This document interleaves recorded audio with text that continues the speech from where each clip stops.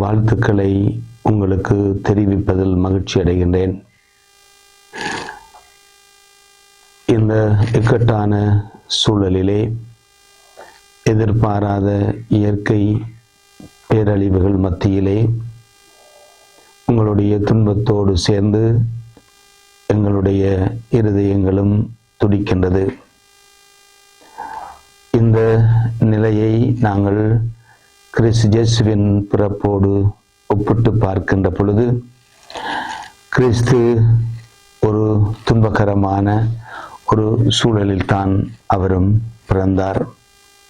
இந்த உலகிலே நாங்கள் படுகின்ற கஷ்டங்கள், கவலைகள், துன்பங்கள் எல்லாவற்றையும் இயேசு ஆண்டவர் அனுபவித்தவராகவே இருக்கின்றார்.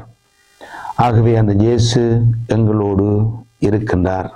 இம்மானுவேல், நாங்கள் இயேசுவோடு இருக்கின்றோம். இந்த துன்பகரமான சூழலிலும் நாங்கள் நம்பிக்கையை இழக்கக்கூடாது. நம் நடுவிலே நமக்காக பாடுபட்ட, நமக்காக பல துன்பங்களை அனுபவித்த உயிர்த்த இயேசு ஆண்டவர் எங்களோடு இருக்கின்றார். அந்த இயேசுவின் பிறப்பின் நினைவைத்தான் நாங்கள் கொண்டாடுகின்றோம். ஆகவே அந்த இயேசு எங்களை ஒரு பொழுதும் கைவிட மாட்டார். நாங்கள் தனியாக இல்லை. இம்மானுவேல், நான் உங்களோடு இருக்கின்றேன். கடவுள் நம்மோடு இருக்கின்றார்.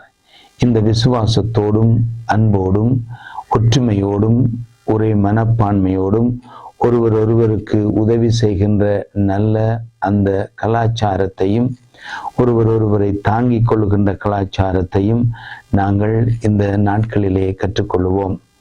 இந்த நாட்களிலே நாங்கள் பலவிதமான ஆடம்பரங்களை நாங்கள் குறைத்து கொண்டு இயேசுவின் உடனிருப்பை நாங்கள் உணர்ந்து கொண்டு எங்களுடைய உடன் சகோதரர்களோடு நாங்கள் ஒன்றித்திருக்கின்ற இந்த வேளையிலே இயேசு தாமே உங்கள் ஒவ்வொருவருக்கும் தன்னுடைய அமைதியையும் அருளையும் அருள்வாராக.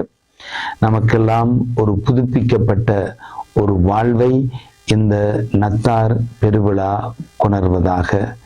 இதை உங்கள் ஒவ்வொருவருக்கும் நான் மனமாற ஆசித்து, ஆண்டவர் உங்களோடு என்றுமிருந்து உங்களை வழிநடத்த வேண்டும் என்றும், நாங்கள் எல்லாவற்றிற்கும் மேலாக ஆண்டவருடைய இருப்பை உணர்ந்து கொண்டு நாங்கள் ஒருவரோடு ஒற்றுமையோடும் சமாதானத்தோடும் நாங்கள் இருக்கவும் ஆண்டவர் எங்களை இந்த பிறப்பு விழா ஊடாக வழிநடத்தி செல்வாராக.